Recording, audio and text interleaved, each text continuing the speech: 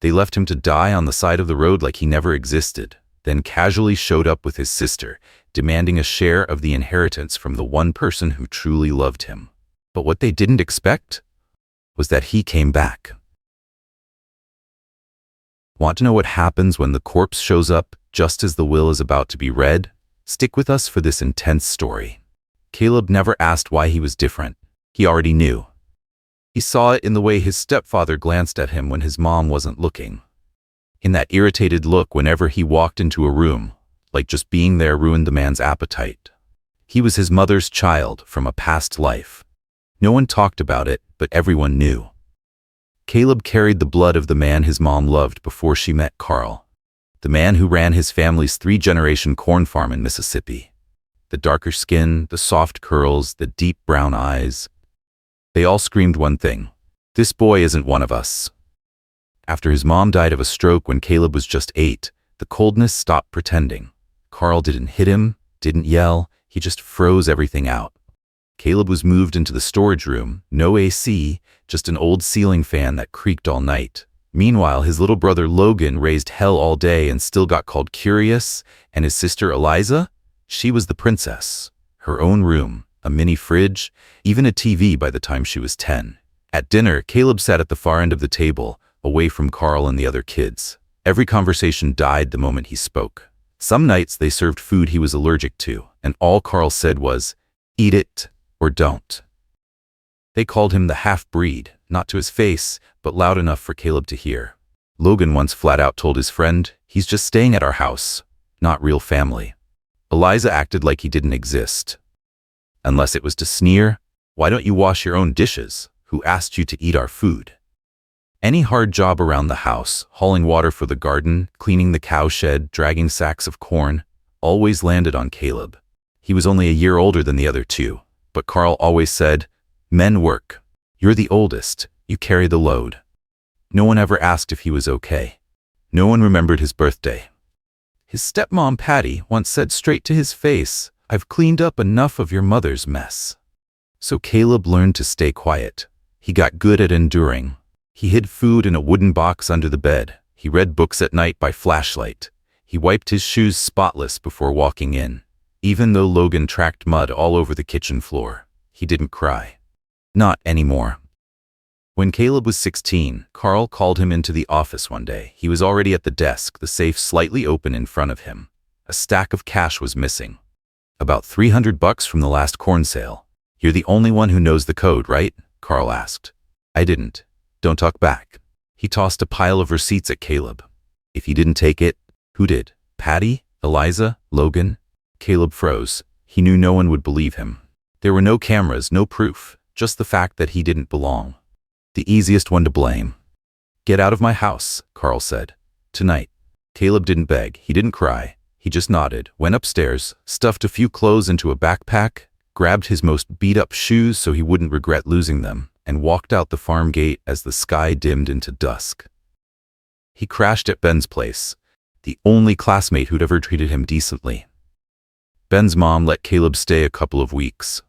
After that, he started working construction, took night classes, and washed dishes at a Mexican diner near the farmer's market. He never went back to Carl's house. Not one person called to ask how he was doing. Caleb lived 10 years without looking back. He learned to code, studied cybersecurity, taught himself how to program and legally hack. Stuff he used to think was only for city kids. But he pulled it off. No big companies hired him, but he freelanced, enough to get by, enough to send money to the only person who'd ever truly loved him, his grandma. She was the one caught between two worlds. Caleb's mom and Carl were opposites, and she was the fragile bridge between them. She never openly took Caleb's side, but every time she called, she'd ask, "You sleeping okay? Or did you have breakfast?" Little things that to Caleb meant everything. They meant family. She never made him call back on time, never scolded him when he went a whole month without picking up. She just said, "I'm still here, whenever you need me." Then, one morning in early June, Caleb's phone buzzed while he was midline writing some code. An unknown number. The man's voice on the other end was raspy but polite. "Hello, Caleb. This is Michael, the personal attorney of Mrs. Esther Whitmore, your grandmother." I'm very sorry to inform you that she passed away last night in her sleep, but she left legal instructions for me to contact you immediately if that ever happened." Caleb couldn't speak.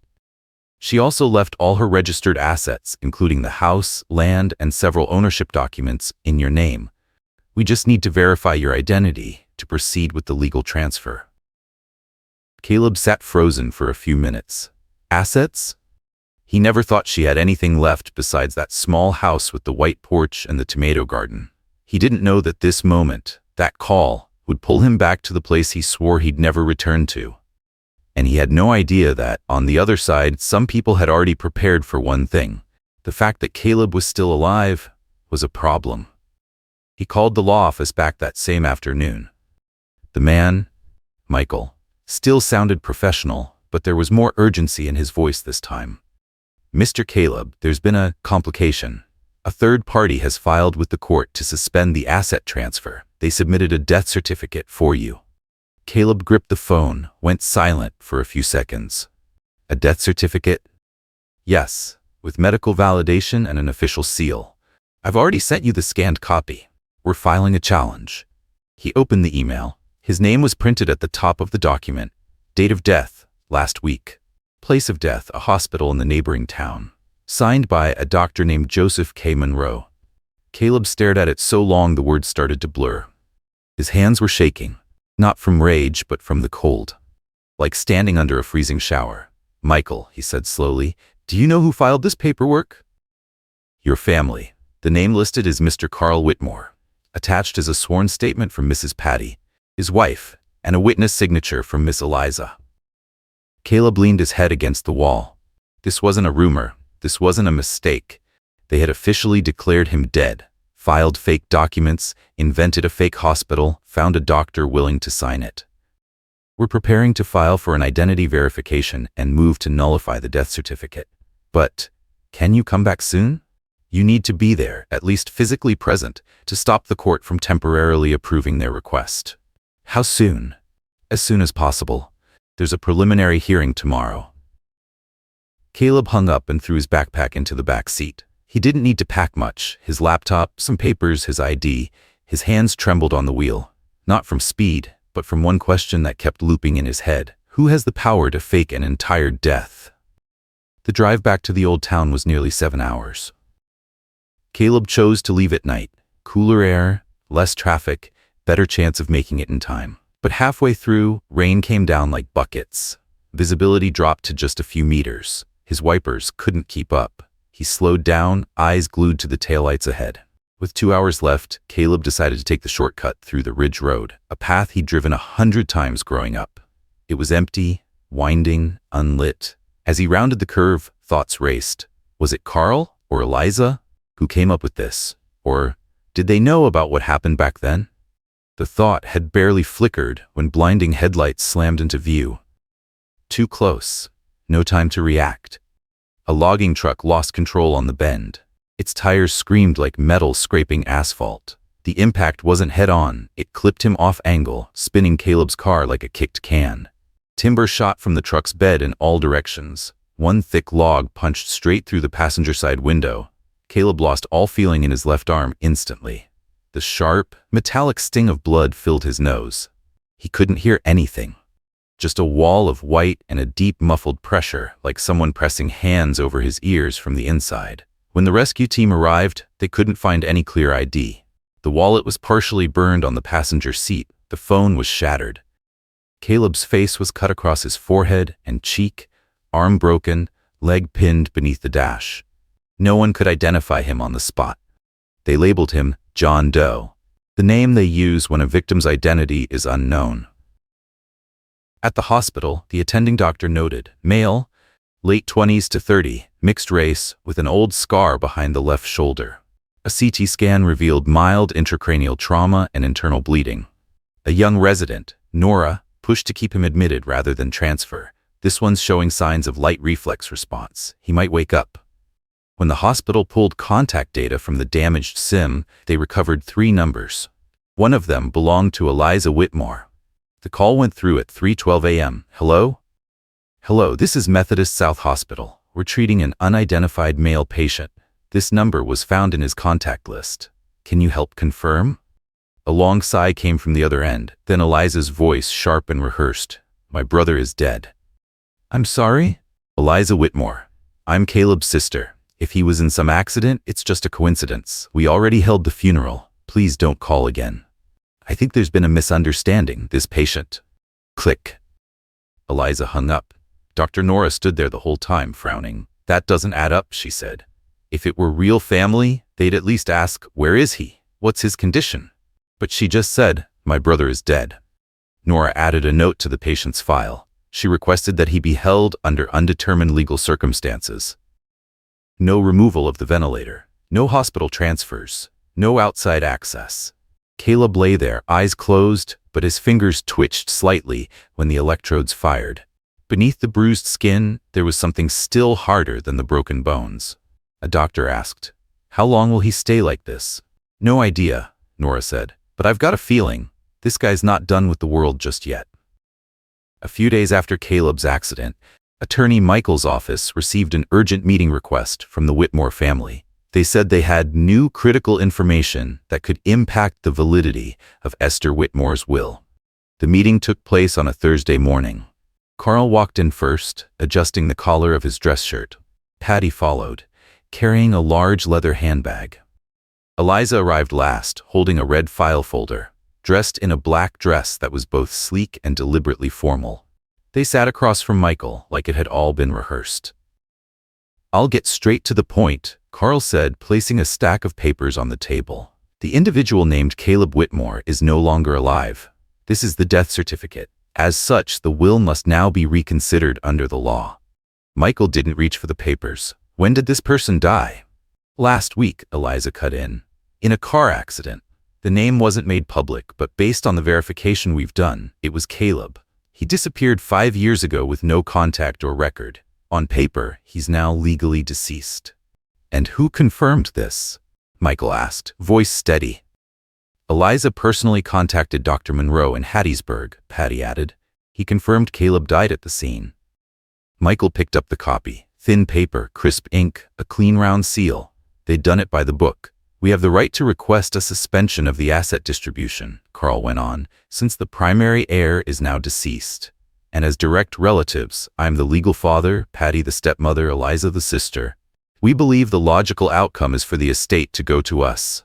Michael didn't argue. He simply gave a small nod, like mentally noting the details. So what do you intend to do with the house and land? We need to inspect the property, Carl answered. Someone may have already taken things. Esther owned valuable antiques, a French grandfather clock, early generation porcelain sets, original artwork from New York. And her personal letters, Patty said. I know she kept journals, private correspondence. They shouldn't go missing. Michael stood. I'll unlock the door for you, but let me be clear, the estate has not yet been legally transferred. Everything in this house is still under legal hold. No one is allowed to remove anything unless authorized by the court. We're just looking, Eliza replied. We won't take a thing. Esther's house still held its old scent, dry cinnamon, painted wood, and damp foil. Michael unlocked the door, switched on the lights, and stepped aside. They moved quickly, like they'd lived there before. Not a single question about where things were. Carl checked the living room, opening drawers and the wooden desk. Patty headed for the kitchen, poked through cabinets, unlatched the tin that held tea. Eliza went straight upstairs to the master bedroom, where Esther had spent the last 10 years of her life. Michael stayed in the hallway, eyes quietly tracking them. He didn't turn his back. Just rested his hand on the doorframe, remembering what Esther had told him 3 weeks before she passed. If they show up as quickly as I think they will, check the tin box on top of the dresser. The blue one with the snap lock. What's inside is what you'll need. When Eliza came downstairs, carrying a silver photo frame and an old leather notebook, Michael excused himself to check the preservation documents. He headed straight to the bedroom and stopped in front of the nightstand shelf. The tin box was still there. The color had dulled with time. He opened it. Beneath a bottle of headache pills was a small Zoom recorder, the kind amateur musicians use for live sessions. Michael plugged in headphones and hit play on the first file. There was a faint echo, a little muffled, but the voice was unmistakable. "Carl, I'm telling you, if that bastard comes back, I'll finish it this time. For real. Damn it, I let him slide twice already." Eliza's voice, younger but cold. "An accident's the cleanest solution, no trail." "The old lady doesn't suspect a thing," Carl said. "I'll handle it clean. Truck loses control, goes off the ridge. Done. No one will question it." Laughter. Then the clink of a bottle against a glass. Michael pulled the headphones off. He wasn't shaking. He wasn't surprised. He just stood there a moment, exhaled quietly, then turned and walked back to the living room. The family was by the window, discussing how they might take down the old curtains and get them redone to match the new house colors. "I need to lock up now," he said. "Today's session is over. I'll submit what you've provided to the judge for review." Carl narrowed his eyes. "You look different than earlier." "I have urgent matters to attend to," Michael replied. "We'll be in touch." Once they stepped out, he closed the door and locked it, all 3 bolts. He pulled out his phone and dialed the local sheriff. His voice carried no hesitation. "I have audio evidence related to a murder conspiracy. My name is Michael Lawson, personal attorney of Mrs. Esther Whitmore. The intended victim is her grandson." "Yes, Caleb Whitmore." The voice on the other end asked something. Michael answered, firm and clear. "No, Caleb is not dead, and I believe someone is trying very hard to make that a reality." Caleb woke up early on the 3rd morning after the crash. Light seeped through the curtains, soft and blurred. He heard a nurse murmuring in the hallway, the steady beeping of a heart monitor. Those were the first things he registered. He tried moving a finger, then his wrist. It took nearly 5 minutes before he could turn his head. His skull throbbed, his mouth was dry as paper. His body was a network of wires and tubes, left arm in a cast, stitches running across his stomach, and his back felt like someone had taken a baseball bat to it the night before. He couldn't speak yet. Every time he opened his mouth, it came out as nothing more than a raspy wheeze tangled with heavy breath. A young doctor stepped in, not looking the least bit surprised to see his eyes open. She checked the monitors, took his blood pressure, then pulled a chair close to the bed. "Hi," she said gently. "You're Caleb, right?" Caleb blinked once, then gave a small nod. "I'm Dr. Nora. You're at Methodist South Hospital. You were in a serious car accident, but your condition's stable now. That said, we haven't contacted anyone." Caleb looked at her. He didn't ask why. He didn't need to. "We knew something was off," Nora continued. "The first person we called with your name, who claimed to be your sister, immediately said you were dead.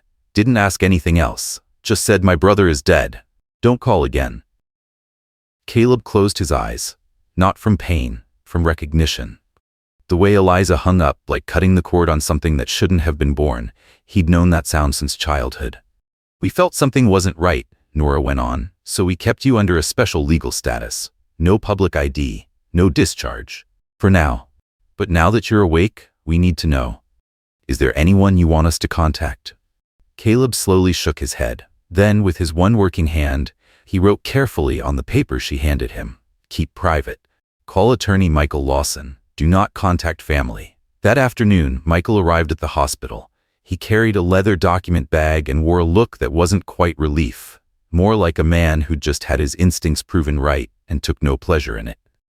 "You're alive," he said, pulling a chair up beside the bed. "I'm guessing you already know who's behind this." Caleb nodded. "The police are working through the audio," Michael said, "but it'll take time before charges are formally filed." He placed the small recording device on the bedside table. "I need you to keep this here. In this room, there's a chance they'll come visit. If they say anything, hit record. Capture every word." Caleb picked up the device, gave it a light squeeze, then set it back down. No need to ask how it worked. He was a tech guy. Only this time, what he was tracking wasn't a software bug. It was a human flaw. "For now, no one outside this hospital knows you're alive," Michael continued. "We're working with law enforcement under a sealed investigation. No one but the authorities and me is aware of the truth."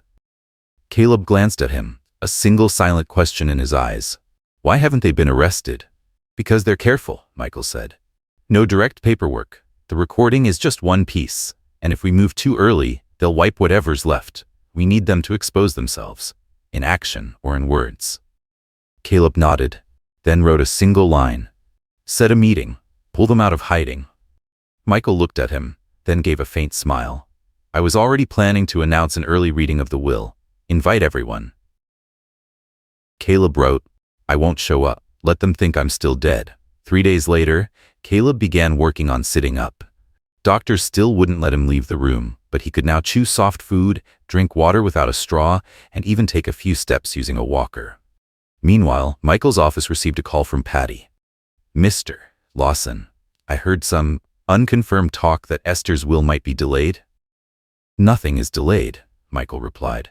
We're simply completing a final round of legal verification before the announcement. Eliza would like to review the asset list before court, Patty said. We don't want to be blindsided.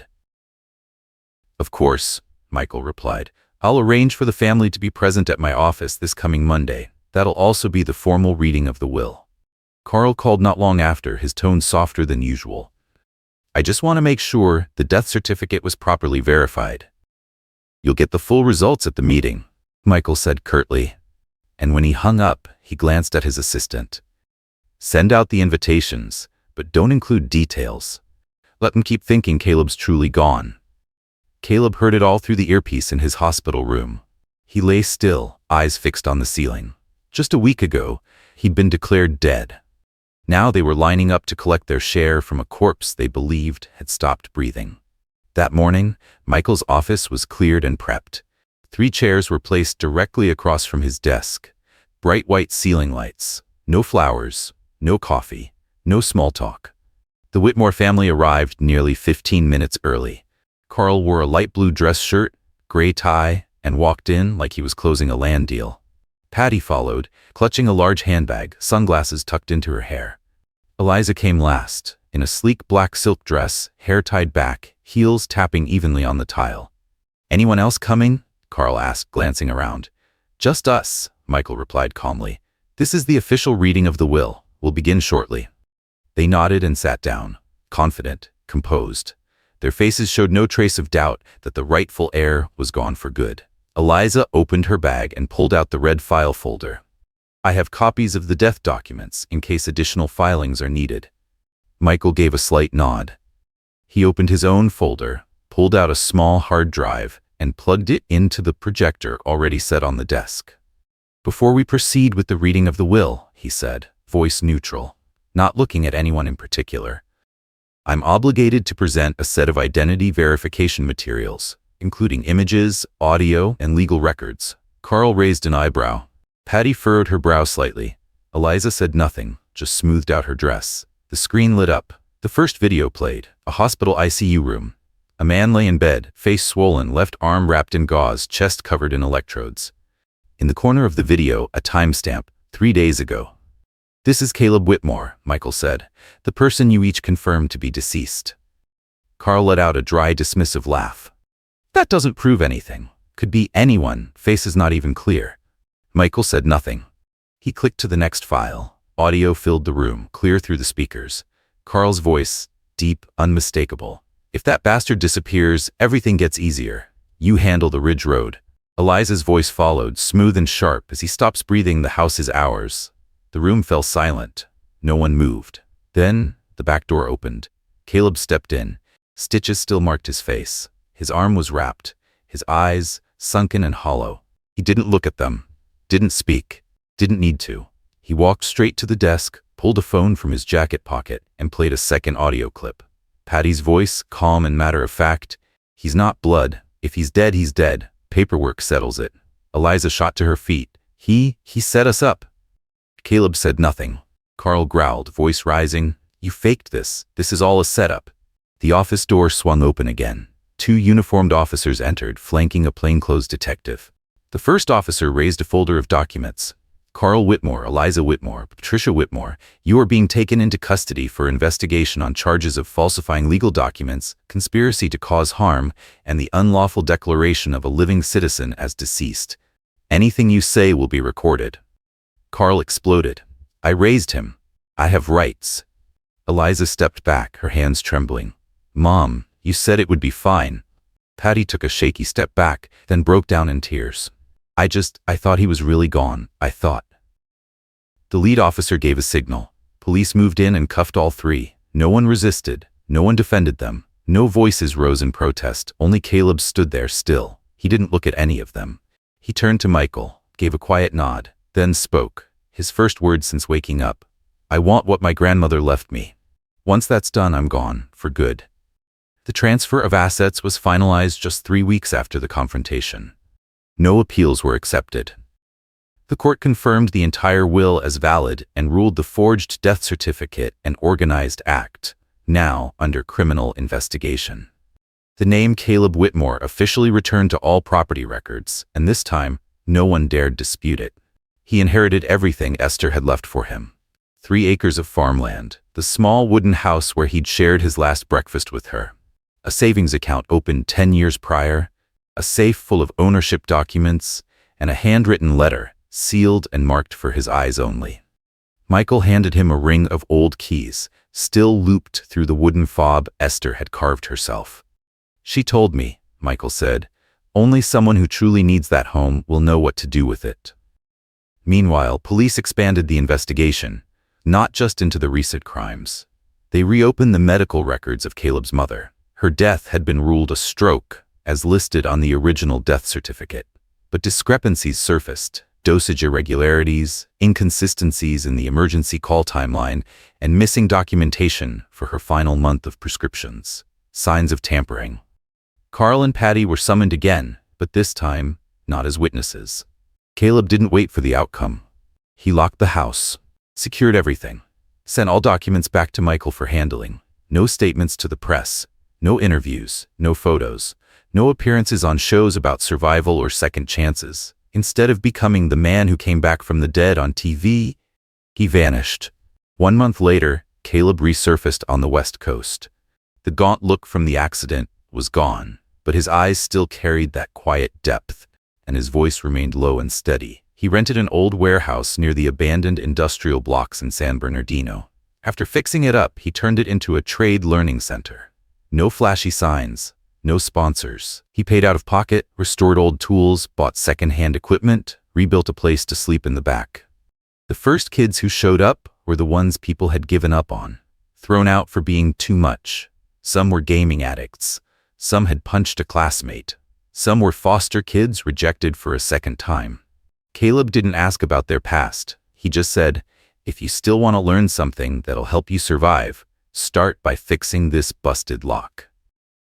They learned to cut wood, weld frames, code cheap robots from salvaged boards. They learned to test switches, wire a light, and write a job application without a single typo. No one was ever called useless. And no one dared call Caleb someone who didn't belong. Not there. Not anywhere. The next winter, Caleb returned to the farm. He didn't stay, just stopped by to make sure the place hadn't been tampered with, hadn't fallen apart. The grass had grown ankle-high. The wind still rushed across the fields like breath.